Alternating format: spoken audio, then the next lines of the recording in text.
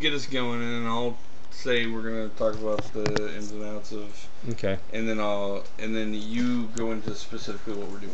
All right.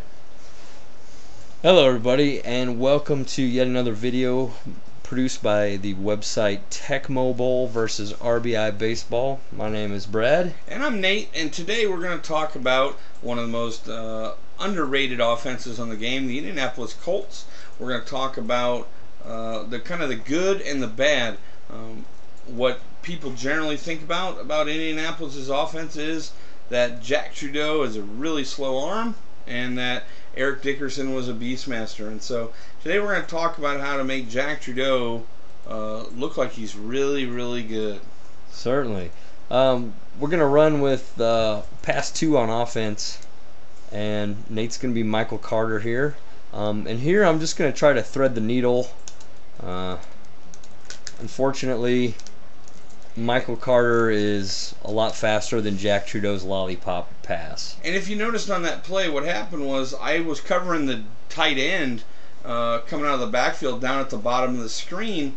And while we're doing that, I'm going to kick it back to Brad here so we can show that again to you. But I was covering the tight end, kind of the bottom half of the screen, and all he does is trying to throw up to a wide open guy at the top. Well, with Jack Trudeau's arm, that guy isn't, and with me being Michael Carter, he's not open anymore. So we're going to try this play, but we're going to run it like how you need to. And the key with the Colts offense, and their playbook is really good with the pass routes, is you just need to exert some patience. So here I'm going to drop back. I'm going to let all the routes develop. Everybody's going to get to their depth. Hit Bill Brooks. First down there. And that's with me having one of the fastest interior linemen on the game, Michael Carter. Yeah, and the reason with the patience is you just let everybody get to their different depths and their different levels on the field. And even a superstar defender like Michael Carter, like Lawrence Taylor, Ronnie Lott, you can't cover all three. They're so far spread apart. And again, let's try that again where he tries to force a pass in. I'm going to cover the tight end down the middle half of the screen, and he's going to throw to a wide open guy at the top of the screen here. And there I am, Michael Carter. The whole time I'm down here covering the tight end, and he lobs the ball up because of how slow Jack Trudeau's arm is, and I end up picking it off with Michael Carter. As you're going to see here in a second, the reverse of that is when you use patience, all of a sudden, Jack Trudeau's arm doesn't look so bad. So we're going to run this play one more time, and watch how, just by using a little bit of patience, all of a sudden Jack Trudeau looks really good. Again, same as I did before. Just lure the defender deep, and bam. Bill Brooks is basically your outlet there over and over. Now we're going to go to pass 1. It's a varied formation because you're going to have Eric Dickerson come out of the backfield. You're just going to have Matt Boza going deep.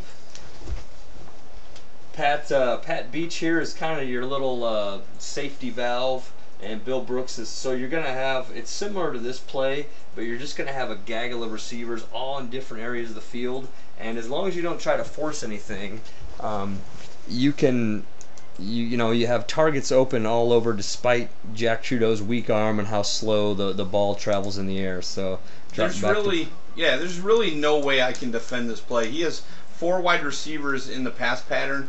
Notice the guy he threw down to at the bottom. You got the wide receiver who comes up in the middle of the screen.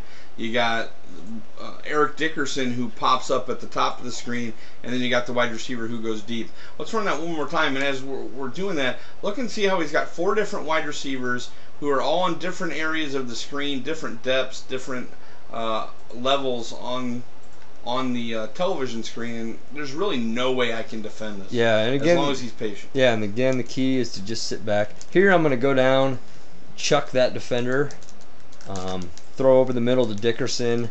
And if he throws that ball to Dickerson, that's the last thing I want, unfortunately. Yeah, and as the defender, even though Trudeau throws the slow pass with his weak arm, if he cheats up long enough, I can still throw that over the top. So Now, next, I'm going to show pass one again. This is at a little bit more frantic pace. I'm going to hit Eric Dickerson immediately. This is a play I like to run sometimes. Nate's going to be a bottom defensive end here, and I'm going to hit Dickerson immediately out of the backfield. You know, gets back to the line of scrimmage. The problem. Yeah, let's cut that. I needed him to come out of the. You want to be at the bottom of the top of the screen. I'm gonna run to the. I just wanna. Right. I needed him to come out of the backfield, so. You need him to run out of the. Yeah. Yeah, I'm with you. All right, so here's pass one again. This is where I'm gonna throw to Dickerson. Hopefully he does what we want him to do, which is come out of the backfield. There we go, right there. And sometimes he comes out, and sometimes he kind of camps out there. When he comes out of the backfield, he is almost impossible to. Well, he is impossible to cover. He's impossible to pick the pass off, and so it really makes it difficult. Yeah, and he's got a full head of steam. I can get that ball to him quickly. Eric Dickerson also has a high special rating, and what that means is that when Jack Trudeau throws the ball to Dickerson, he throws it harder than when he does to the other receivers. So Dickerson's got the full head of steam. The pass gets there quicker, so that play can get you some yards. That's when you want to make a quick decision with Dickerson. Let's show what happens when the defense cheats up on pass one here. I'm going to drop back to pass. He's going to follow the defender off screen. All of a sudden he says, hey, I'm coming after Dickerson. I'm going after the short route. Touchdown pass to Matt Boza up top. And if this was a play where he wasn't so close to my end zone, what you'd see is that pass play would generally go for somewhere around 40, 50 yards, depending upon what kind of how quick my defender is that's trying to chase him down. And we'll take a look at special teams here quick and see if Michael Carter can block the extra point. Which he can, because he's a beast. Oh! Biasucci has the strongest leg in all of Tecmo Bowl. Alright, what can we can, I don't know. So I think we can pull like a summary or something. I don't know. That's good. And I'll just say, it takes, there's a lot of mastery to this offense, but, or I can show another. There really isn't much else I can do with pass two. I mean, you could explain why. Okay. You could explain how you could show how dangerous ED is when you call pass and you call run, just so you know why. Okay. How it is that you end up with all these wide receivers. Okay, open. Sure. Now, most of the time in Tecmo Bowl, people kind of bounce around between the pass and the run calls. One of the reasons why the passing offense is very advantageous for the Colts is because Eric Dickerson is one of the elite running backs. There's really three in Tecmo Bowl: Bo Jackson, Walter Payton, and Eric Dickerson. So the defense exerts a lot of energy stopping the run, which leaves the passing routes which leaves the passing plays open. Let's just show what Eric Dickerson can do to the defense on run two. Nate will be Ronnie Lott here. He's going to be in my path, and he's going to get blocked. Dickerson is off to the races. In fact, I got chucked by his offensive lineman, and he came downfield. Who came back downfield and chucked me again. This isn't a typical Dickerson run by any means, but a little longer than what usually happens. But just for emphasis, we kind of beefed it up a little bit. And we have talked in the past on our website about the fact that the Indianapolis Colts have the best offensive line on the game. That's what happens when Colts offensive linemen come down and get a hold of one of your defenders. They send him flying off screen, so it breaks him open.